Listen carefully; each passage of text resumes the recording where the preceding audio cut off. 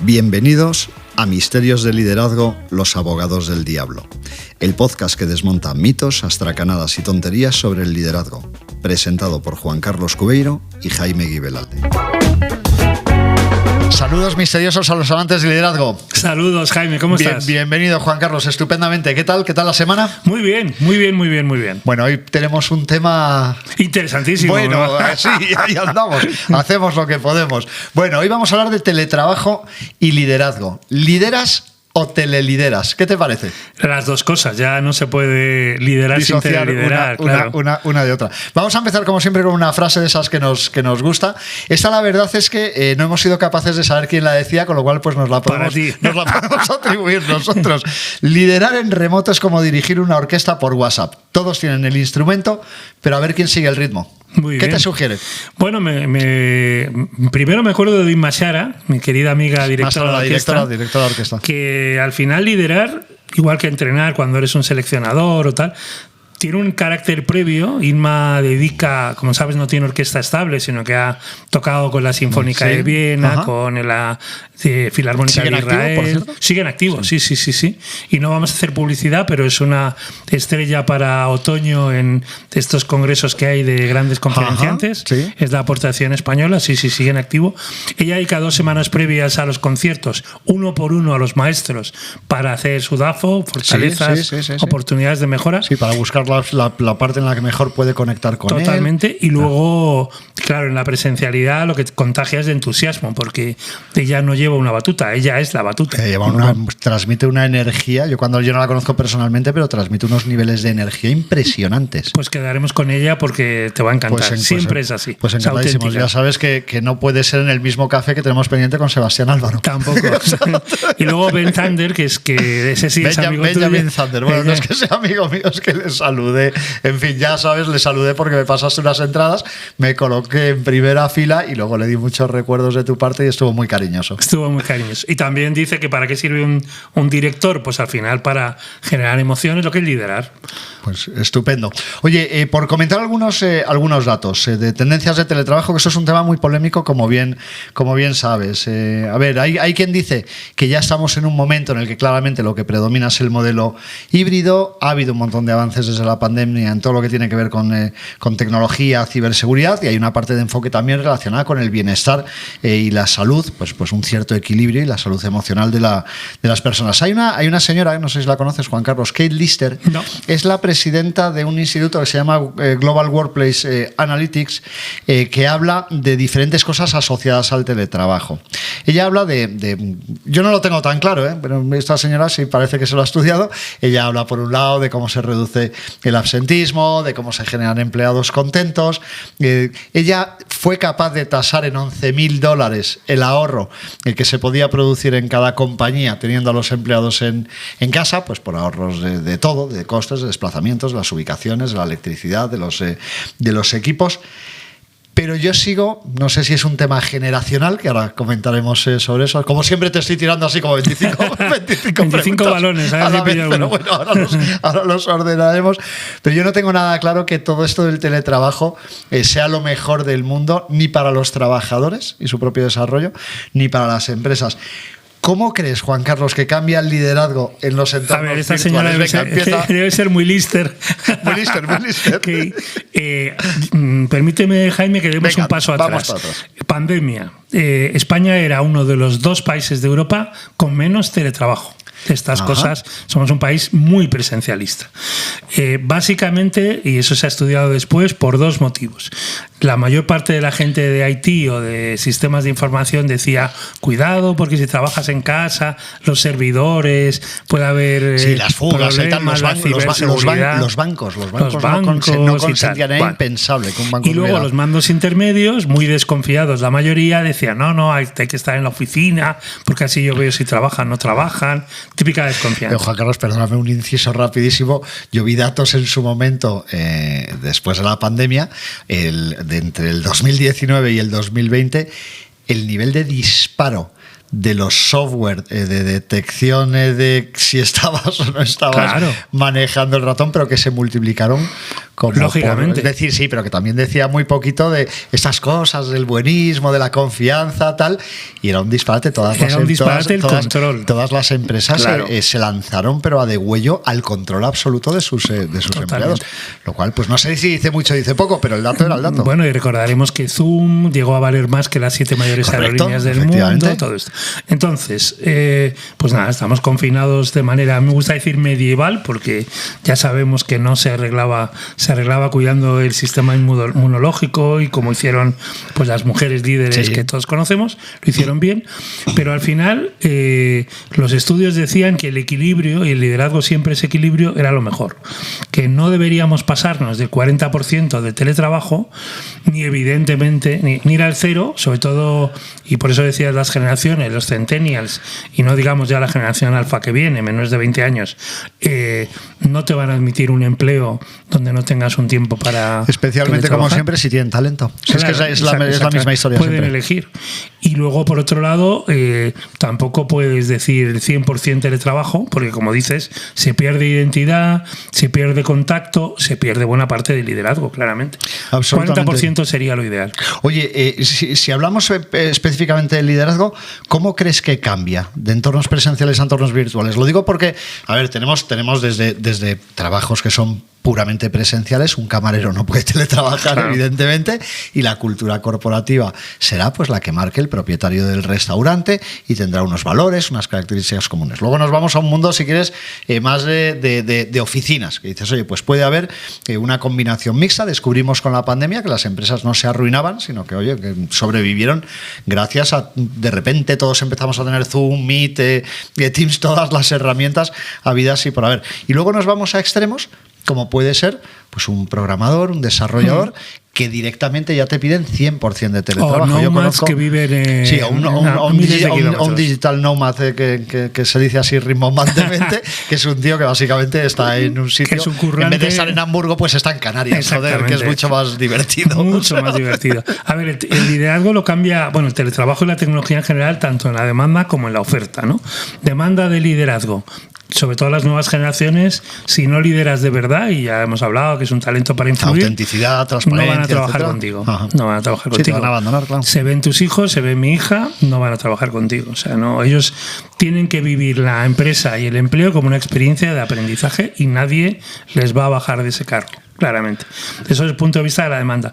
Desde el punto de vista de oferta, el jefe autoritario, aunque de buenas maneras, que llamábamos líder, está acabado absolutamente, porque las herramientas lo que permiten es medir la realidad. Entonces, igual que en su día, con un compañero nuestro, más joven que nosotros, decía, habrá un TripAdvisor de jefes. Es verdad. Y me decía, Cubi, que ya existe. Lo que pasa es que tú no lo conoces. Claro, ya en las redes se dice, oye, no se te ocurra trabajar en esta empresa o con esta persona que parece así muy majo, pero luego son autoritarios. Como tú te acuerdas de un programa que había en YouTube que se llamaba Five Stars, un chaval norteamericano, es un neoyorquino, si no recuerdo mal, que lo que hacía era buscar como servicios súper cutres en la prensa, pues yo qué sé, barbacoa a bordo de un barco por el río y no sé qué, o masajes no sé qué para recuperar la espalda. Recuerdo uno que eran clases de defensa personal, que eran cosas como muy graciosas. Entonces normalmente eran servicios muy cutres y el tío pues les daba las valoraciones. O sea, que los probaba y los evaluaba. Los probaba, los evaluaba, y lo que hacía era un ranking del nivel de cutrerío de los servicios. Pues lo mismo de jefes. Pues lo mismo de jefes. Y de hecho en el fútbol, por ejemplo, los madridistas tienen a un chico muy simpático de Valladolid que se llama Quillo Barrios, y después de cada partido de Champions, de Liga, de Copa, pone mis notas a los jugadores, incluyendo a Ancelotti e incluyendo a los árbitros. Entonces es muy divertido porque... ¿Qué hace? ¿Los califica? Sí, tiene del 1 al 10 y tiene muchísimo criterio. La verdad es que lo hace muy bien. Yo creo que eso cada vez será más habitual. Oye, ¿cómo mantenemos la cultura organizacional en un entorno de teletrabajo? Juan Carlos, que parece una cosa... Bueno, es muy... Bueno, primero poniendo más foco que nunca, porque en un entorno de teletrabajo la identidad es más fácil de perder, lógicamente. Cosa que, como consultores tú y yo, hace años que sabemos que si te pasas meses en un cliente y solo en un cliente, te conviertes más del cliente que de la consultora. Totalmente. Eso hay que ponerle foco.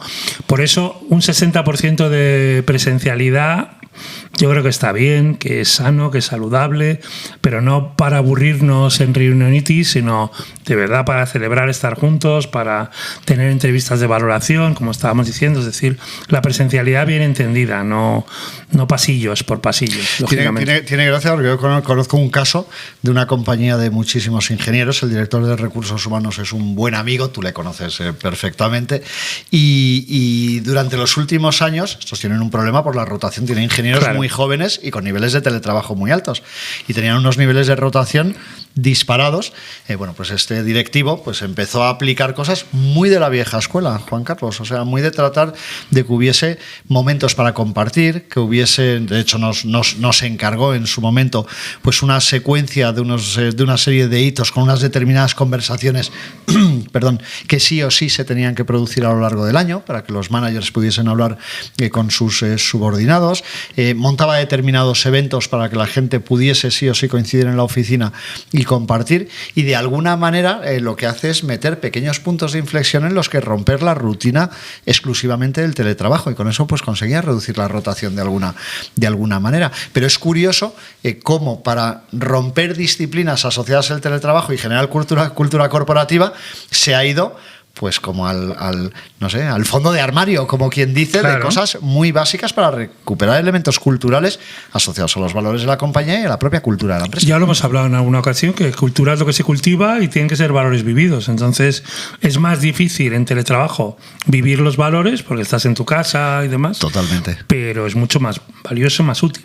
Oye, y puestos a medir el rendimiento, o sea, ¿qué herramientas tiene un líder para poder medir cómo está funcionando la gente en teletrabajo? Yo tengo muchas veces la sensación de que se pierde, bueno, pues que pierdes el feeling. Igual que se dice siempre, oye, pues es que no me acuerdo cuánto es, el 90% de la comunicación es no verbal. Sí. Una cosa son las palabras y otra cosa es todo lo que dices, pues cómo te mueves. Cuando tú y yo estamos hablando, Juan Carlos, nos miramos, nos movemos, hacemos muchas cosas que, hombre, pues con los micrófonos no se ve, pero yo creo que con los puntos de inflexión de la voz, por lo menos lo que dice la gente es que nos reímos mucho, que es agradable escuchando, y eso está muy bien. Pero yo tengo la sensación muchas veces de que cuando diriges gente en remoto es que se pierden muchas pequeñas cosas. No te cuento ya los tíos que apagan la cámara directamente, que ya en fin, es una cosa que no la puedo entender. Yo con todo cariño entiendo las excepciones, me parece una falta de respeto porque no sabes si está o no está, básicamente. Y además siempre me recuerda... Yo tiendo a pensar que está en pijama. Sí, y una grandísima multinacional hace muchos años, no existía el teletrabajo, trabajando con el CEO, grandísima multinacional, decía, bueno, ahora salimos, creo que está en 190 países, bueno, en todo el planeta. Y dice, cuando llegue la S Spain, pues yo doy mis datos, y entonces, claro, él no veía a los 20 países anteriores, o 30 o tal, simplemente estaba esperando a que llegara de vez en cuando, pulsaba, escuchaba Somalia, pues ya está cerca Spain, y ya está. Pero claro, si todos hacían eso, al final nadie sabía lo que estaba pasando.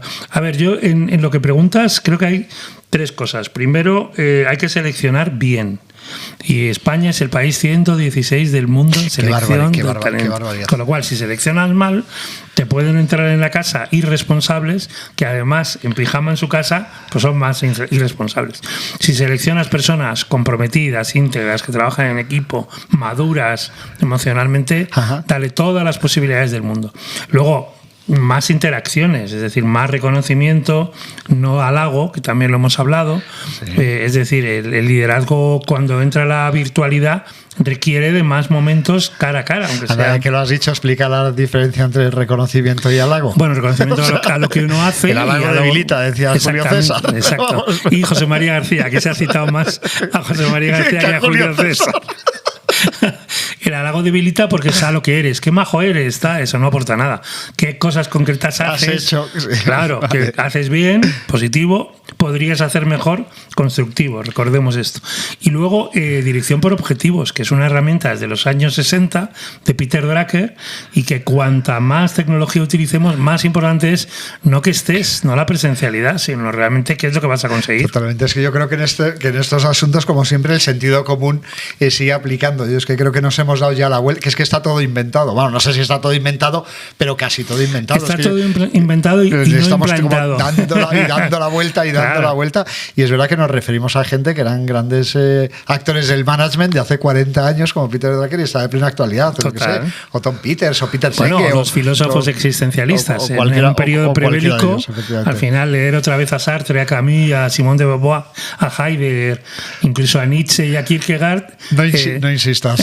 Tiene mucho nivel. Porque ellos tenían los años 30, bueno, anteriormente, y los años 30, 40, 50 del siglo pasado, las mismas inquietudes que podemos tener ahora con Xi Jinping, con Putin, con Trump y con Zelensky. Totalmente, lo estábamos comentando fuera de micrófono hace un momentito. Oye, Juan Carlos, ¿qué cosas crees que se pueden hacer o que puede hacer un líder para evitar el aislamiento de la gente que tienen en remoto? ¿Hay disciplinas, hay rutinas? ¿Aplican lo mismo que en los códigos presenciales? No, hay que acotar en dos sentidos. No van a trabajar para ti, sobre todo los jóvenes ingenieros, si tú no les das un tiempo de teletrabajo, y a la vez tienes que ser asertivo para que ese tiempo no sea el 100%. Ahora se habla mucho, ¿no? Las tecnológicas en Estados Unidos les dicen que vuelva todo el mundo a la oficina al 100% del tiempo. Eso no va a ocurrir. No van a trabajar para ti. Sabes que compañías como Dell o Pricewaterhouse han dicho que a los cuarteles, Amazon, JP Morgan, Goldman Sachs, estos han cortado en seco el teletrabajo. Yo creo que es un error. No puedes cortarlo completamente en seco. El talento de verdad, y volvemos a lo de esta señora Lister que tú decías al final. ¿Qué desventajas tiene la presencialidad pura? Pues evidentemente te comes un tráfico tremendo, es más costoso. Si pudieras estar 2 días de los 5 en tu casa, pero haciendo las cosas bien, tu productividad focalizado en eso es mucho mayor. Totalmente. Tiene ventajas. Entonces, ni el 0% ni el 100%, como algunos pretenden. Pero bueno, al final lo que rige, como siempre, es la sensatez y el equilibrio, la balanza. Es verdad que según las legislaciones de los países, o sea, nunca ha habido tanto espacio para los sinvergüenzas en toda la historia de la humanidad. Efectivamente, por eso tiene que ver con seleccionar bien, con gente comprometida, etc. Por eso insistimos en que las direcciones de recursos humanos tienen que tener un partner de talento, como lo tienen los de marketing, los de finanzas, los jurídicos y todos los demás miembros de comité de dirección. Es curioso, Juan Carlos, porque cada vez más vemos eso en el ámbito de las medianas empresas. No hablo de las pequeñas, hablo de las medianas. Empresas de 300, 400 empleados, de 60, de 70, 80 millones de euros, entienden cada vez más, o según lo vemos, el valor de tener determinados asesores externos especializados en materias asociadas a la gestión del talento. Las grandes compañías o las compañías enormes prefieren tenerlo totalmente internalizado y muchas veces incluso, bueno, pues es gente que viene rebota a otros sitios, que a lo mejor no son auténticos. Error en el teletrabajo y en todo, porque no estás a la última, porque bueno, al final, digamos, es más fácil convertirte en funcionarial en las grandes corporaciones. Absolutamente. Oye, Juan Carlos, venga, vamos a nuestra sección. A Takeaway ya. Takeaway o Tupperware, que yo no sé, porque los de Yatecomo no se han dado por aludidos, o sea, es que no nos han mandado ni un triste vasillo de estos con fideos, que no hay manera. Pero el otro día, un buen amigo mío me mandó una fotografía desde Bilbao, ¿sí?, con la posibilidad de que la sección se convirtiera en Take Away. Muy bien. Que era una compañía de hamburguesas, un restaurante de hamburguesas del País Vasco. Fuiste tú el que me lo mandaste. Yo te lo mandé. O sea.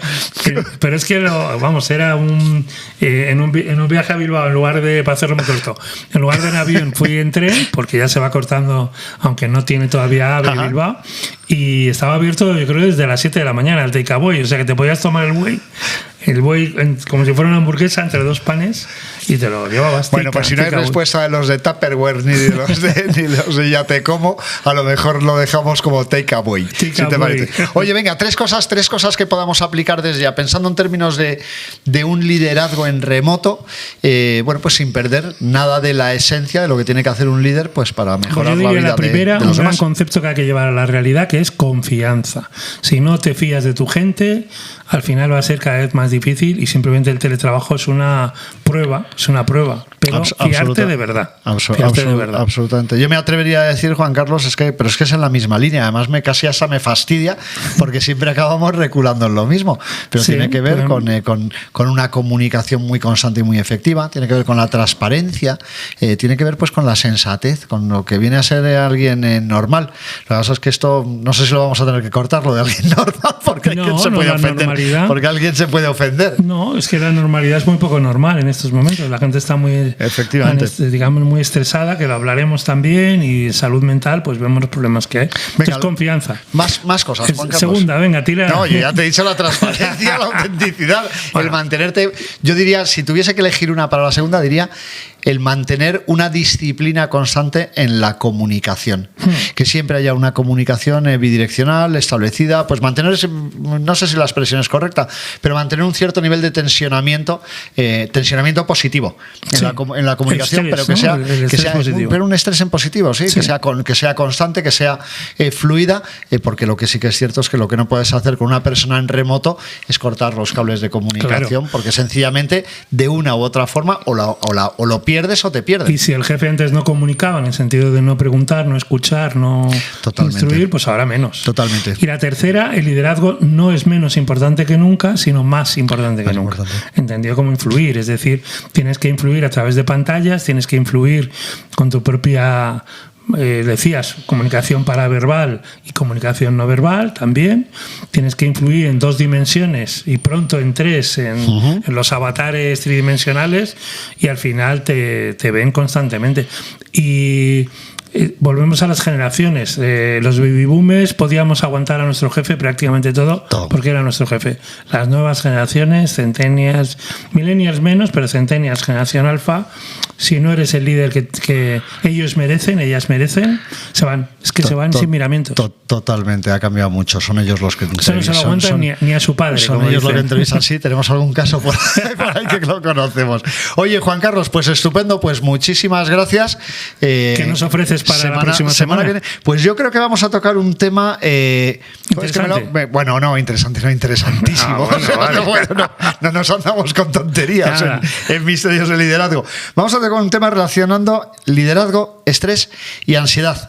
Que además eso puede operar en los dos sentidos. Es el líder que puede llegar a generar cierto estrés en sus equipos, o cómo vive el líder el estrés que le genera el ejercicio de ser porque líder, es un tema muy dinámico, muy de evolución o de involución. Totalmente. Muy bien, Juan Carlos, pues oye, otra vez muchísimas gracias a ti. Muchas gracias a mí, gracias a todos, a Cristina. A Cristina. Y hasta la semana que viene. Muchas gracias.